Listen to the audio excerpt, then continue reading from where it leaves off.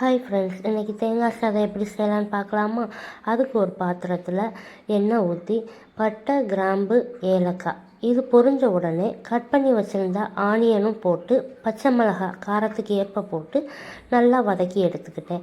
அது நல்லா வதங்கின உடனே தேவையான அளவு இஞ்சி பூண்டு பேஸ்ட்டு போட்டு பச்சை வாசனை போகிற அளவுக்கு நல்லா வதக்கி எடுத்துக்கிட்டேன். அடுத்ததாக ஒரு கைப்பிடி அளவு புதினா, ஒரு கைப்பிடி அளவு மல்லி இலை போட்டு நல்லா வதக்கி எடுத்துட்டு அடுத்ததாக நான் தேங்காய் பால் எடுத்து வச்சுருந்தேன். இந்த டம்ளருக்கு 2 டம்ளர் தேங்காய் பாலும் 1 டம்ளர் தண்ணியும் சேர்த்துக்கிட்டேன்.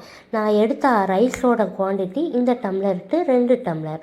அப்போது 1 டம்ளர் ரைஸுக்கு 1.5 டம்ளர் மெஷர்மெண்ட் அளவில் நான் 3 டம்ளர் ஊற்றிட்டு உப்பு தேவையான அளவு போட்டு நல்லா கலக்கி விட்டுட்டேன். கலக்கிட்டு அது ஓரளவு கொதித்த உடனே நான் ஊற வச்சுருந்த பாஸ்மதி ரைஸை உள்ளே போட்டு நல்லா ஒரு கிளறி நல்லா கொதித்த உடனே ஒரு 10 நிமிஷம் மீடியம் ஃப்ளேமில் வச்சு மூடி பாயில் பண்ணேன். அடுத்ததாக பாத்திரத்தை மூடிட்டு தம் போட்டுட்டு 10 நிமிஷம் தம் போட்டு எடுத்தால் சுவையான தேங்காய் சாதம் ரெடி ஆயிரும்.